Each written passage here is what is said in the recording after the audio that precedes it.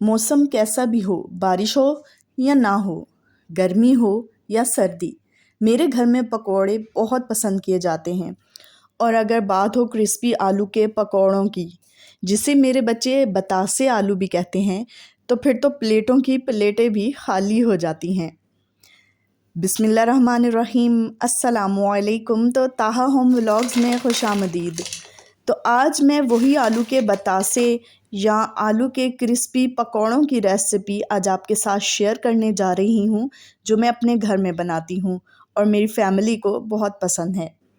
तो रेसिपी पसंद आए तो रेसिपी को लाइक कीजिए और ताहा होम व्लॉग्स को सब्सक्राइब भी कर लीजिए, ताकि आप हमारी यूट्यूब फैमिली का हिस्सा बन सकें। तो चलिए फिर अपनी ये रेसिपी स्टार्ट कर लेते हैं। तो 1 कप मैंने बेसन लिया है और इसे मैं अच्छे तरीके से छान लूँगी। बेसन और कोई भी ऐसी चीज़ हो तो उसे आप हमेशा छान के यूज़ किया करें, ताकि उसमें कोई लम्स बाकी ना रहें। तो ये देखिए, मैंने बेसन जो है वो छान लिया है अच्छे तरीके से।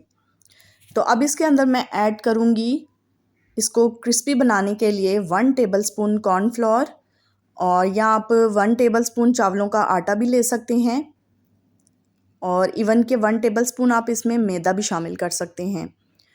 तो जी मैंने लिया है कॉर्नफ्लोर, तो ये ऐड कर देंगे, और 1 टीस्पून इसमें नमक ऐड करूँगी मैं। 1 टीस्पून लाल मिर्च का पाउडर ऐड करूँगी।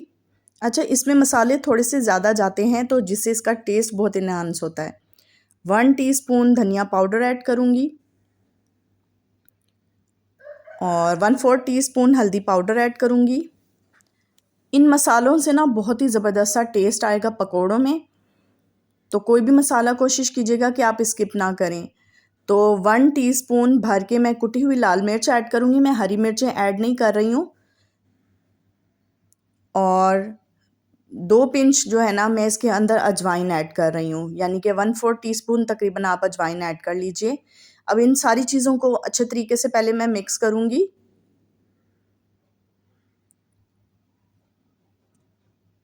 और इसके बाद ना अब इसे मैं थोड़ा थोड़ा पानी डाल के इसका बैटर रेडी करूँगी। तो बैटर की कंसिस्टेंसी आप देख लीजिए, एकदम बहुत सारा पानी नहीं डालना है, बिल्कुल रनी कंसिस्टेंसी नहीं चाहिए हमें, और इतना हमें बैटर बनाना है कि ना थिक हो और ना ही पतला सा बैटर हो। ये देखिए, ये कंसिस्टेंसी होनी चाहिए इस बैटर की। तो ये बहुत अच्छा सा स्टे भी करेगा पकौड़ों के ऊपर, और ऑयल में भी जो है ना ये गिर के ऑयल को ख़राब नहीं करेगा। अब मैंने यहाँ देखिए 4 आलू ले लिए, इन्हें पील कर लिया है और अच्छे तरीके से इन्हें वॉश कर लिया। कटिंग करने के बाद इसे हम वॉश नहीं करेंगे। तो हमने पकोड़ों का बैटर पहले इसीलिए रेडी किया है ताकि जब हम आलू कट करें ना तो वो काले ना पड़ें। तो अगर हम इन्हें कट करके पानी के अंदर डालेंगे ना तो फिर इसके अंदर पानी चला जाएगा, तो जिससे कोटिंग उतरेगी। तो इसलिए मैंने पहले आलूओं को अच्छे तरीके से धो लिया है, और अब इनको देखिए ये स्लाइसेस मैं कट कर रही हूँ, ना बहुत ज़्यादा थिक और ना बहुत ज़्यादा थिन। तो इनकी आप देख लें थिकनेस कितनी रखी है मैंने, 1/4 इंच जो है ना मैंने इनकी थिकनेस रखी है। ये देखिए,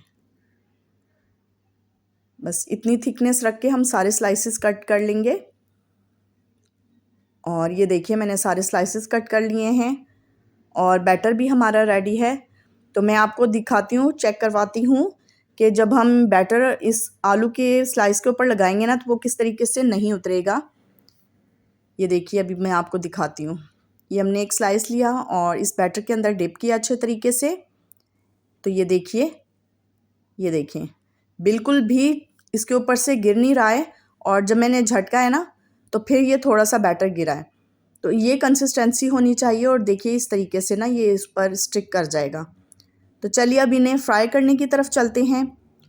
तो ऑयल आप देख लें कि ऑयल मैंने बिल्कुल मीडियम टू लो फ्लेम पे गरम किया है, क्योंकि अगर हम तेज़ फ्लेम पे गरम करेंगे ना तो ऑयल अंदर से जल जाएगा, और जब हम पकोड़े ऐड करेंगे ना तो वो फ़ौरन से ऊपर से पक जाएंगे और अंदर से बिल्कुल कच्चे रह जाएंगे। तो मीडियम टू लो फ्लेम पे हम ऑयल को गर्म करने के बाद मीडियम से थोड़ी सी कम आंच कर देंगे और पकोड़े ऐड कर लेंगे, और पकोड़े ऐड करने के बाद हम मीडियम फ्लेम कर देंगे।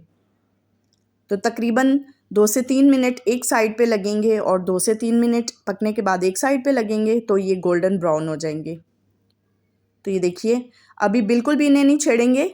जब ये अच्छे तरीके से ऑयल में डिप हो जाएंगे ना, तो इसका मतलब ये होगा कि इनकी कोटिंग जो है वो ऊपर चिपक गई है।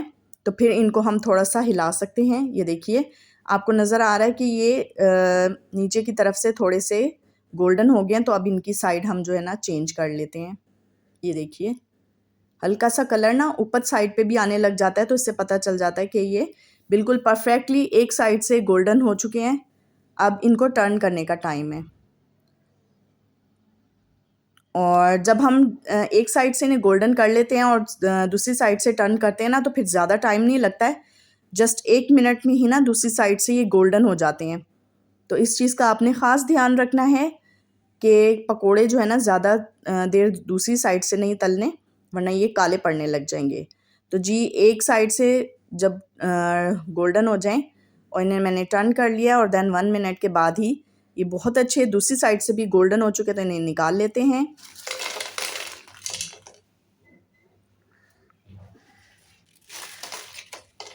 तो देखिए कितने क्रिस्पी से और मज़ेदार से हमारे पकोड़े बने हैं। आप इनके साउंड चेक करें कितने क्रिस्पी से हैं। तो माशाल्लाह से हमारे ये क्रिस्पी आलू के बतासे या आलू के पकोड़े तैयार हैं।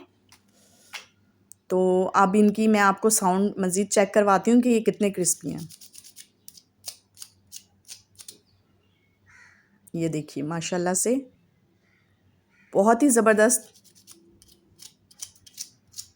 बहुत ही क्रिस्पी, मज़ेदार से हमारे आलू बतासे या आलू के पकोड़े, और कई लोग इन्हें आलू की टिक्कियाँ भी कहते हैं। तो ये हमारे रेडी हैं। ज़बरदस्त से इंजॉय कीजिए। आप किसी भी मौसम में इन्हें बनाकर इंजॉय कर सकते हैं। माशाल्लाह से ये बहुत ही ज़बरदस्त लगते हैं।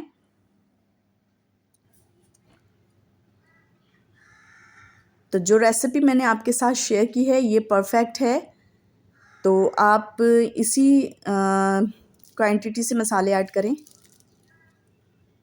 तो परफेक्ट रहेंगे और इंशाल्लाह ताला आपको ये रेसिपी पसंद आएगी। तो चलिए मैं आपको चेक करवाती हूँ खाकर कि ये कितने मज़ेदार से बने हैं।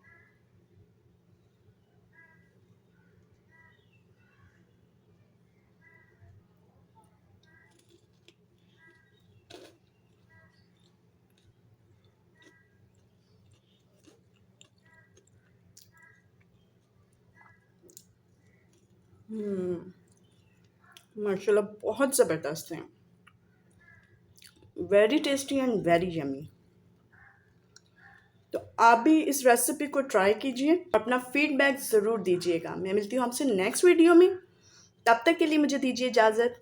अल्लाह हाफिज़।